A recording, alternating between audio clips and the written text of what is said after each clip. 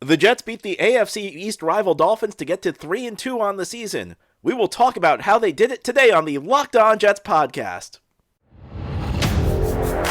You are Locked On Jets, your daily New York Jets podcast.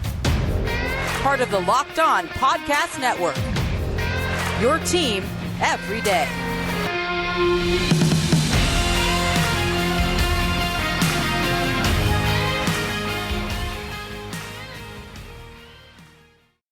Welcome, this is the Locked On Jets podcast, part of the Locked On Podcast Network, your team every day. It's Monday, October 10th, 2022, and I'm your host, John B. from GangGreenNation.com. Thanking you for making the show your first listen or first watch every day. This podcast is free, and it's available on all platforms, including YouTube. If you like what you see or hear, hit the subscribe button where you're watching or listening. You'll never miss an episode. If you're watching on YouTube, please give the episode a big thumbs up. Helps the channel out, and it helps other Jets fans find the podcast. Today's episode of Locked On Jets is presented by PrizePicks. PrizePicks is daily fantasy made easy. Pick 2 to 5 players, and if they score more or less than their PrizePicks projection, you can win up to 10 times your money on your entry. First-time users can receive a 100% instant deposit match up to $100 with promo code LOCKEDON. Again, that's prizepicks.com, promo code LOCKEDON. And we are here to recap a Jets victory yesterday. They defeated the Miami Dolphins 40-17 at MetLife Stadium. The Jets improved their record to 3-2. The first time the Jets have been over 500 since week 1 of 2018 when they beat Detroit. First time the Jets have been over 500 at this point of the season, 5 games in, since 2017 when they were 3-2. But it's a very different field this year. That 2017 team that was 3-2, they had a 3-game winning streak that was kind of a mirage. They dominated an Adam Gase Miami team. They had an overtime victory over a Jacksonville team that ended up being very good, ended up going to the AFC Championship game, but a Jacksonville team that made a lot of errors in that game. And then the third game was a ugly game where they probably should have lost to a Browns team that eventually went 0-16. And that was a very low talent level team in 2017. This feels different. It feels like the pieces are starting to come together for the Jets. Now, does this mean a winning record this season? Does it mean playoffs? I don't know. But it really feels to me like this thing's coming together. And the Jets took care of business yesterday. I think it's very easy to look at this game and dismiss it, say, oh, the Jets got a third-string quarterback. And this shows you why it's so difficult when we do these podcasts to preview games. Because I spent the entire Friday show, and Kyle Krabs of Locked On Dolphins and I talked Thursday, and we were prognosticating this game under the impression Teddy Bridgewater was going to play. Well, you can never predict that a team's starting quarterback's going to get knocked out on the first play, and that's what happened as the Jets ran a corner blitz. Sauce Gardner delivered a big hit on Bridgewater that injured him and knocked him out of the game. Actually turned into a safety because they threw an intentional grounding flag in the end zone. So suddenly the Jets are not facing Teddy Bridgewater. They're facing Skylar Thompson, a young quarterback out of Kansas State, kind of like Miami's version of Chris Streveler, a guy who apparently had a very big preseason. But if you're a Chris Streveler fan, if you're somebody who was calling for Chris Streveler to start, I hope you saw what happened with Skylar Thompson yesterday, a guy who dominated the preseason, because it did not work very well. I mean, I think if you're Miami, that's a tough spot to be in. Not only are you down to your third-string quarterback, but he did not get any of the reps to prepare for the game. And now he has to play the whole game because the guy who's starting for you, who's already your backup, gets knocked out. It's a really tough spot, but the Jets took care of business. And in this league, it's a really difficult league to win in. You don't get many good opportunities. When something like this presents itself, you have to take advantage. And it's not just that the Jets have failed to take advantage in recent years when opportunities have presented themselves, although it's definitely true. I mean, all you have to do is go back 2 years to a Thursday night game where the Jets lost to the Denver Broncos when Denver was playing their third-string quarterback, Brett Rippon. But it's not just that the Jets have failed to take advantage of opportunities. It's that recent versions of the Jets prior to 2022 have been so low on talent that them appearing on the schedule was the opportunity for other teams. And it's not the case anymore. The Jets are now in business. The Jets have a team that can compete in this league. They have the talent to compete. And we saw this rookie class through the first month of the season, guys step up. We have a new guy step up yesterday, Breece Hall, who fell just 3 rushing yards short of finishing with both 100 rushing yards and 100 receiving yards. Now, he ended with 100 receiving yards, 97 rushing yards. This was the Breece Hall breakout game. This was the game I wonder. And I get a lot wrong. And it's still too early for me to declare victory yet, but this Breece Hall season's kind of gone exactly how I thought it was going to go. I felt like, maybe early in the season, the Jets would defer to the incumbent Michael Carter, but slowly over the course of the season, Breece Hall would get more and more comfortable in this offense, and eventually he'd take over as the lead guy and perhaps the lead guy on the offense. And that's what happened in this game. And it felt like whenever the Jets needed an answer on offense, Breece Hall was there to provide it. The Jets got that early 2 points off the safety on the intentional grounding in the end zone off the Sauce Gardner blitz. Well, they put together a field goal drive in the first quarter that was aided by a pair of Miami Dolphins face masks. But then the Jets scored. The next 4 touchdowns the Jets scored, Breece Hall had a role in all of them. He had a 79-yard reception on admittedly a busted coverage, but one where he made a dynamic run after the catch, dragged the defender about 10-15 yards. Michael Carter punched it on the next play. The next Jets drive was really focused on Hall. I mean, he had 4 straight big runs. He broke one for 7, then 12, then 9, then 5. He set up a Zach Wilson scramble for a touchdown. Miami made this a game, and there were some dicey moments in this game. This was not a complete 4-quarter performance by the Jets. It was a good effort, but there were some dicey moments in this game. This game got a little bit dicier than it should have in the second half, but the Jets eventually emerged. The Dolphins had cut it to 19-17, and they had a field goal attempt to take the lead in the third quarter. I think it was actually early fourth quarter. It was a drive that began in the third quarter, but early fourth quarter, Miami actually missed a 54-yard field goal attempt that would have given them the lead, and the Jets immediately answered with a touchdown drive. And the key play was, again, Breece Hall making a big play out of the backfield as a receiver, a 21-yard reception to get down to the 1-yard line. And then on the next series, the Jets got a strip sack by Carl Lawson, and Breece Hall punched it in from 5 yards out. It was the Breece Hall show. And to me, this is how the Jets drew it up. This is exactly the way the Jets wanted to play when they built this team, and they've not been able to play this way because they've been playing from behind all year. Even the 2 games they won prior to this, they were playing catch-up in the fourth quarter. But I think this offense with Mike LaFleur, who comes from the Kyle Shanahan tree, they want this to be a run-oriented offense. They want to be able to pound the football. And you look at the run-pass ratio yesterday, 33 carries, 21 passing attempts. That's exactly what the Jets want to do. And the reason they want to do it is they're trying to develop a young quarterback in Zach Wilson. And you don't want to, you've seen it. If you're a Jets fan, if you've been a Jets fan the last 12 years, you've seen what happens when the young quarterback has to be the hero all the time.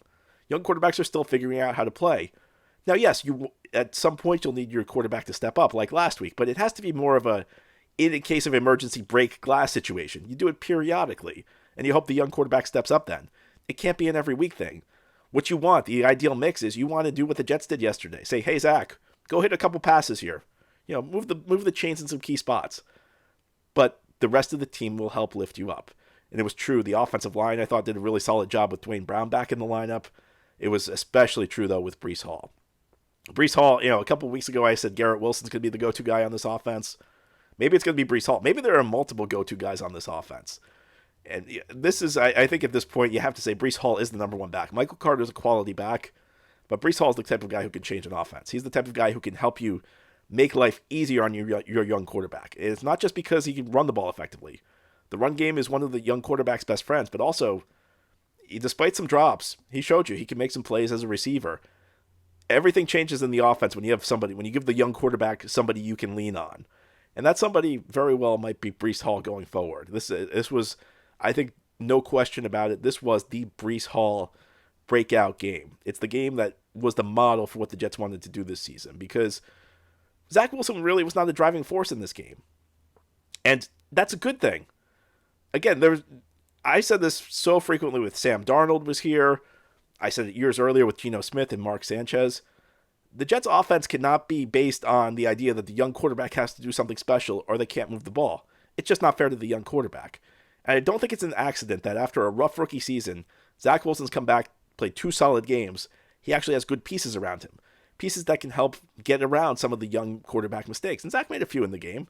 I think Zach overall was pretty solid, but there were some mistakes. In the past, I think those mistakes would have haunted the Jets. In the past, those mistakes would have been too big for the Jets' talent level to overcome. That was not the case in this game.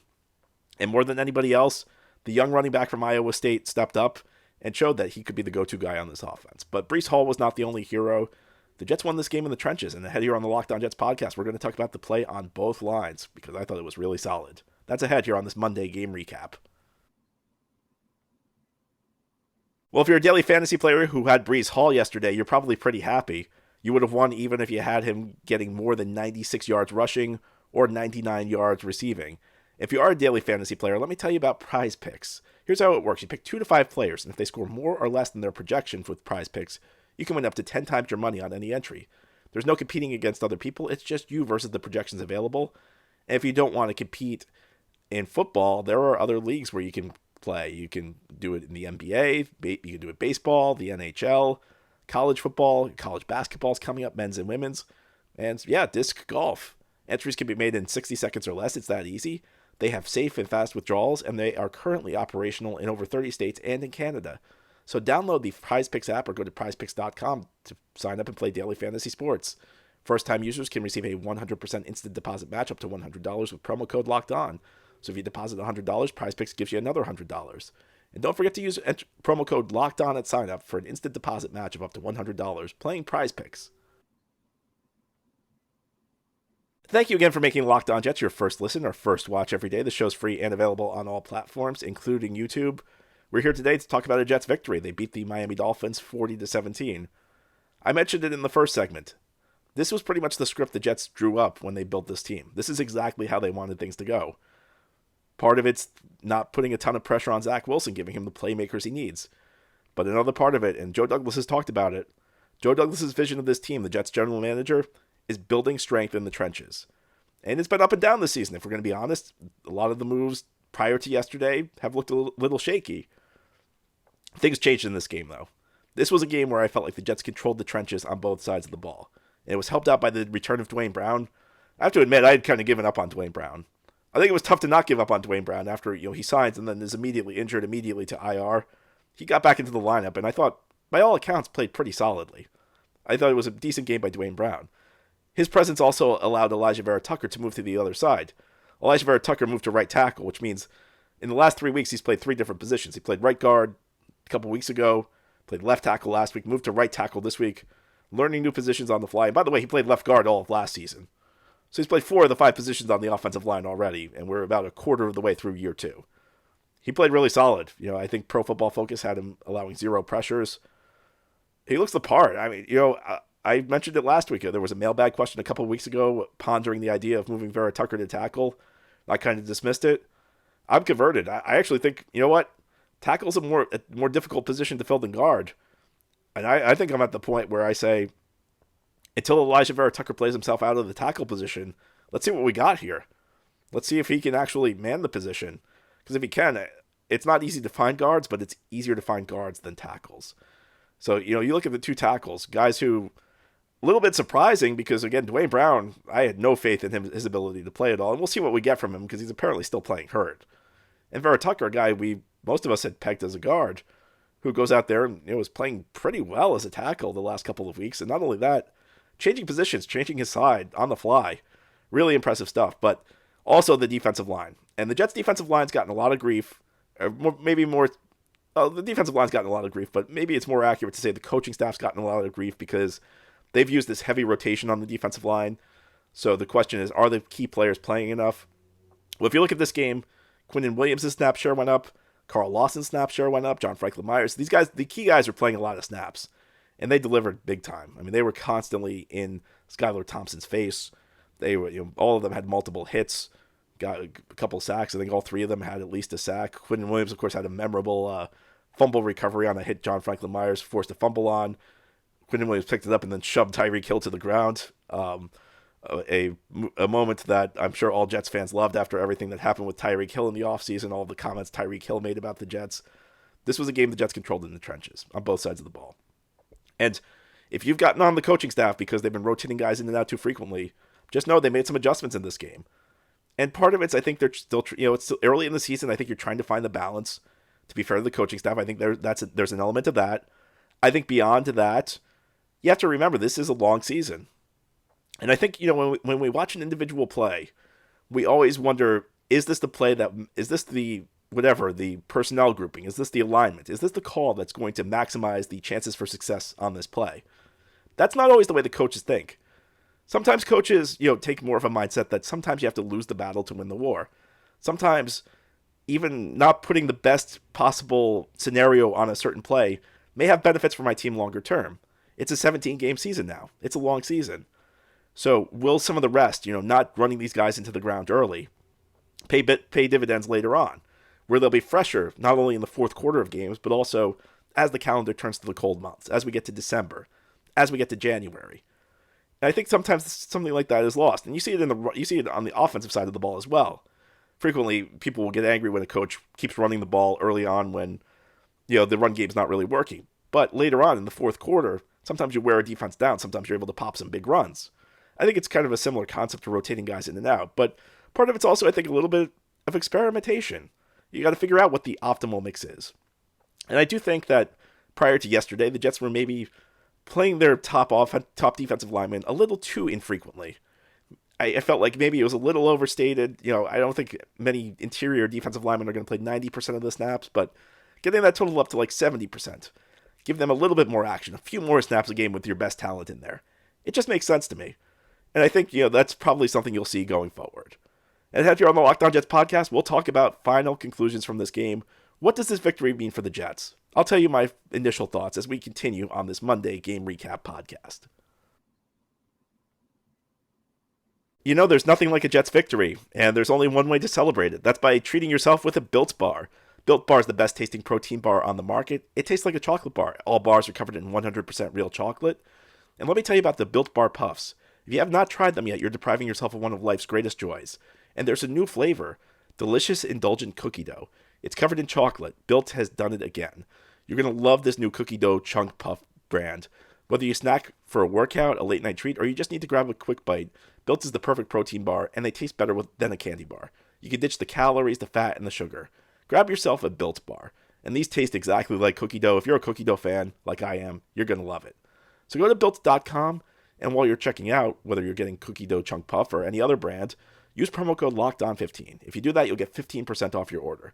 Again, it's promo code LOCKEDON15. It's LOCKEDON 5 for 15% off at Built, BUILT.com.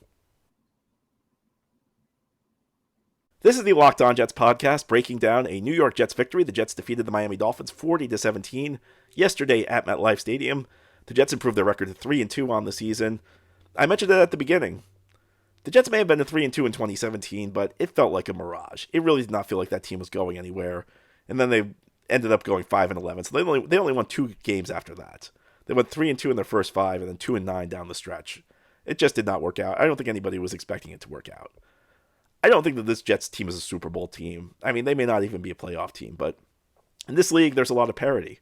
At the start of last December, there were 26 teams that were either in playoff position or within a game of playoff position. With 7 teams making the playoffs in every league, there's really no excuse to not be in the mix. Unless you're like really retooling like the Jets were last year or 2 years ago, there's really not a great excuse to not be in the mix at least. And it feels like the Jets are going to be in the mix this year. And more than anything, it's because young players are stepping up. These are not fluky victories. Yeah, look, the Jets have taken advantage of some shaky quarterback situations. Week 2 against Cleveland, they faced a backup quarterback, and by the way, did not play that well against him. They kind of had a miracle win. Last week against the Steelers, you had Mitchell Trubisky, who's, an inconsistent veteran, and Kenny Pickett playing his first real NFL snaps. They took advantage of it. This week, listen, you don't get to control who you play. The Jets have no control over Miami having these injuries. And especially when you lose your backup quarterback starting, and he gets hurt on the first play. And then the third string guy has to play the entire game without any sort of preparation and practice. He was not part of installing the game plan at all. It's a tough spot for Miami. But you know what? Nobody's ever given these wins back against the Jets in recent years. The Jets have been pretty much the easiest team on most teams' schedule. I don't think anybody's ever given one of those victories back. And it's important to bank these wins. If you want to be a glass is half empty kind of person, you could say, the Jets have not really put together 4 complete quarters yet. They had that stretch at the end of the Cleveland game, and they were competitive through most of that game, but there were some shaky moments. Last week against Pittsburgh, the middle of that game did not go well. In this game, this game against Miami, there were some moments that were not great. I mean, Miami did have a chance to take the lead on a field goal early in the fourth quarter, and there were points where Miami was rushing at will on the Jets. And part of that was due to scheme. I mean, people were asking during the game why the Jets were not selling out to stop the run against a Miami third-string quarterback and forcing him to throw. And I think the answer to that's pretty clear. Miami's best offense was going to be somehow get Tyreek Hill one-on-one and maybe a defender misses a tackle or slips, and then there's nobody behind him and he can take it to the end zone. The Jets were, I think, many ways playing to prevent the big play, playing to prevent one missed tackle from turning into a Tyreek Hill 70-yard touchdown. So they were willing to give up success on the ground to Miami. So, all of that comes into play. But, I think ultimately, you look at this. Jets took advantage of their opportunities. Maybe they have not played a full, complete 4 quarters yet. But the other way to look at this is they have not played a full, complete 4 quarters yet, and they're still 3-2. And at some level, you'd kind of expect the beginning to be a little bit dicey because you have so many new parts on this team. So, you have the 4 rookies who were drafted in the top 40. You have some other rookies who are contributing, and then all the guys you brought in free agency. So there's a lot going on right here. And the Jets have been able to weather this early part of the season. And now you look at this upcoming schedule, and some of these games look a little bit less daunting than they did early in the season. Green Bay, never an easy place to go, but maybe a little bit less daunting than we thought heading into the year. Denver down the line. I'm not saying there's an easy game in this league, but maybe it's not as scary as it looked at the beginning of the season. And the Jets are going to be in position to make some noise. The Jets, finally, it feels like for the first time since 2015, are going to be playing relevant football. And, that was a game yesterday. If they had lost it, we'd be having a completely different discussion. That would be the kind of game that would make you question the entire direction of the franchise. We've had plenty of those in recent years. And there have been plenty of points where we had to assess the direction of the franchise. It's nice that the Jets took care of business in the game that they should win. It's nice to have a game that the Jets actually should win. Things are getting better for this franchise. And that's a very positive thing. That's all for our show today. This has been the Locked On Jets podcast, part of the Locked On Podcast Network. Your team every day is our motto. If you enjoy the show, subscribe to it where podcasts are found. You'll never miss an episode. Please give the show a 5-star review if you're listening on a podcast source, or a big thumbs up if you're watching on YouTube. Have a great Monday, everybody. We'll be back tomorrow to talk more Jets.